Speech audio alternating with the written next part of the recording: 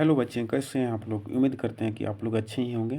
तो आज की इस वीडियो में हम लोग क्या सीखने वाले हैं, एचसीएफ। ठीक है, एचसीएफ का मतलब होता है हाईएस्ट कॉमन फैक्टर। ठीक है, तो हम लोग ये दोनों जो संख्या दिया हुआ है, ये दोनों में से हम लोग क्या करेंगे, हाईएस्ट कॉमन फैक्टर निकालेंगे। ठीक है, तो इसमें हम लोग दो विधि बताएंगे। एक हम बताएंगे आपको गुणनखंड विधि। ठीक है, क्या बताने वाले हैं, गुणनखंड। गुणनखंड विधि से कैसे बनता है वो बताएंगे। और एक बताने वाले हैं भाग विधि से। ठीक है, भाग विधि से हम लोग बताएंगे आपको। ठीक है, तो वीडियो को पूरा देखिएगा और अंत तक देखिएगा। और चैनल में नए हैं तो चैनल को सब्सक्राइब कर लीजिएगा। ठीक है, तो चलिए दोनों तरफ से हम लोग आपको बताते हैं। ठीक है, तो सबसे पहले पहला क्वेश्चन हम लोग करते हैं। तो यहाँ पे है 72। तो 72 का जो है ये हम लोग क्या करेंगे, इसका गुणनखंड लिख लेते हैं। ठीक है, अभाज्य गुणनखंड क्या करेंगे हम लोग, अभाज्य गुणनखंड विधि से बनाएंगे। ठीक है, तो अभाज्य संख्या में सबसे पहले इसको हम लोग तोड़ लेंगे। ठीक है, और 90 को भी अभाज्य गुणनखंड में तोड़ लेंगे। ठीक है, तो अभाज्य गुणनखंड तोड़ने के लिए हम लोग इसको एलसीएम का प्रयोग करेंगे। तो यहाँ पे 72 का एलसीएम करेंगे यदि हम लोग, तो 2 से लगाएंगे तो कितना बार में आएगा, 3 और 6, 36 बार में। फिर 2 से हम लोग लगाएंगे तो कितना आएगा, 1 और ये 8। ठीक है, फिर 2 से लगाएंगे तो कितना आएगा, 2 9 के 18। फिर 3 से लगाइए 3। ठीक है, यहाँ पे कितना आ गया देख सकते हैं, 2 गुना 2 गुना 2 और गुना 3 गुना 3 आ गया। ठीक है, अब हम लोग क्या किए कि अभाज्य संख्या में इसको तोड़ दिए, अभाज्य गुणनखंड में। ठीक है, उसी प्रकार हम लोग 90 का भी तोड़ लेते हैं। ठीक है, तो 90 का यहाँ पे हम लोग करते हैं, 90 का एलसीएम कर लेते हैं बगल में। तो 90 का इसको करेंगे तो 2 से भागा देंगे इसको तो कितना बार में, 45 बार में लगेगा। ठीक है, फिर 2, इसको 2 से नहीं लगेगा, अब 5 से लगाओ। तो 5 से लगाएंगे तो कितना बार में आएगा, 9 पच्चे 45। ठीक है, फिर 3 से लगाइए, तो 3 से लगाएंगे तो 3 तिये के 9। ठीक है, इसको भी हम लोग क्या करेंगे, अभाज्य गुणनखंड में तोड़ देंगे। जैसे 2 5 3 जो है वो सब अभाज्य संख्या है।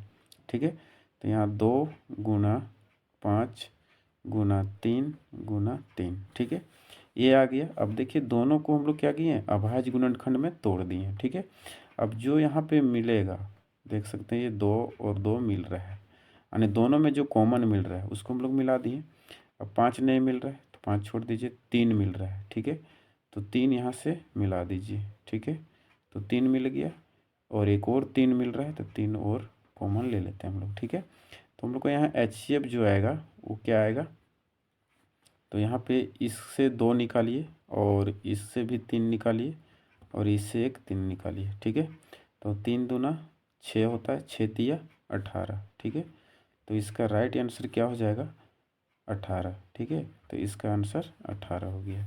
अब हम लोग इसी प्रश्न को क्या करेंगे, भाग विधि से हम लोग हल करेंगे। ठीक है, तो भाग विधि से क्या करेंगे कि हम लोग छोटी संख्या से बड़ी संख्या को भागा देंगे। ठीक है, तो 72 से हम लोग भाग देंगे किसको, 90 को। ठीक है, अब इसमें क्या होता है कि एक ही बार में लगाना पड़ता है पूरी संख्या को।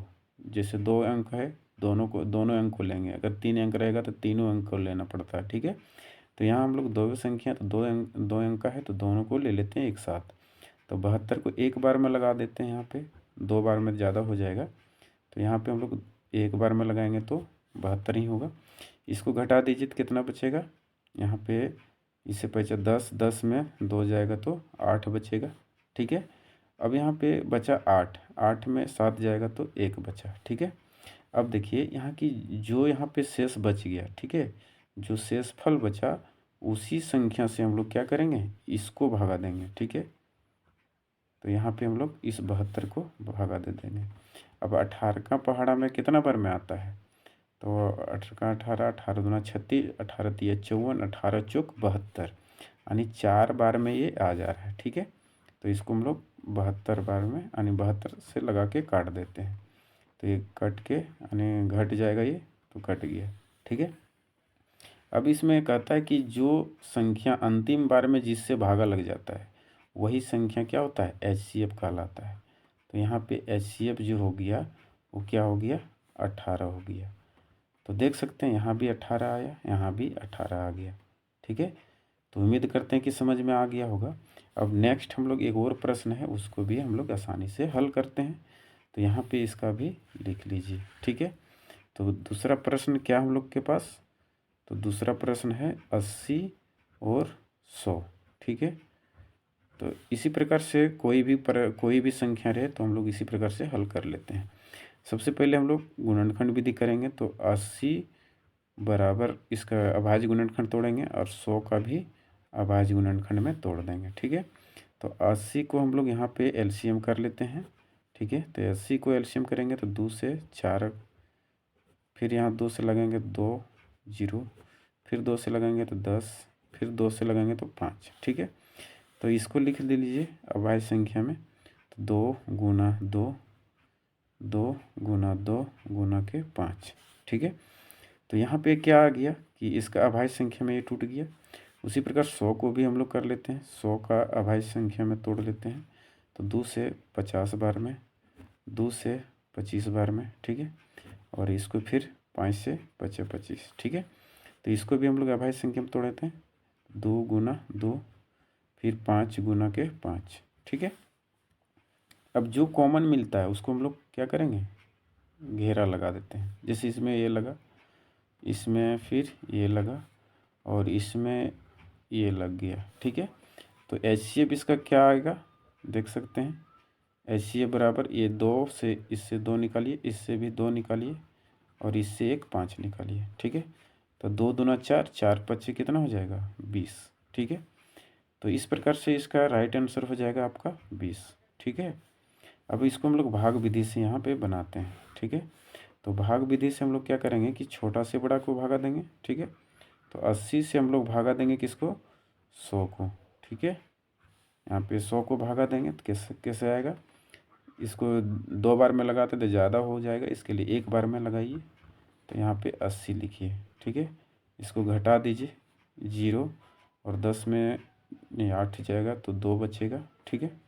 अब काट फिर से क्या करेंगे, इसको हम लोग जो ये शेष बचा उसी से इस संख्या को भागा देते हैं। तो इसको हम लोग यहाँ से भागा दे देते हैं। तो 20 चौके कितना बार में, 4 बार में आ जाता है 80। तो 20 चौक 80 यहाँ पे लिख देते हैं, ठीक है। यहाँ भी कटे हो जाएगा। अब देखिए यहाँ पे अंतिम बार में 20 से ही कट गया, तो ये HCF हम लोग का क्या आ जाएगा, तो HCF आ गया 20, ठीक है। तो इस प्रकार से यहाँ पर भी 20 देखिए, यहाँ पर भी 20 आ गया, ठीक है। तो उम्मीद करते हैं कि आज आप लोग HCF दोनों विधि से सीख गए होंगे। एक है भागफल विधि यानी भाग विधि और एक है अभाज्य गुणनखंड विधि, ठीक है। एक अभाज्य गुणनखंड विधि और एक भाग विधि। तो दोनों विधि बहुत आसान है, तो आप लोग को आज के बाद प्रॉब्लम नहीं होना चाहिए। उम्मीद करते हैं कि आप सीख गए होंगे। तो आज की इस वीडियो में इतना ही, नेक्स्ट वीडियो में मिलेंगे। तो यदि चैनल में नए हैं तो चैनल को सब्सक्राइब कर लीजिए और अपने दोस्तों के साथ भी शेयर करिए। चलिए नेक्स्ट वीडियो में मिलते हैं आप लोग के साथ, तब तक के लिए जय हिंद।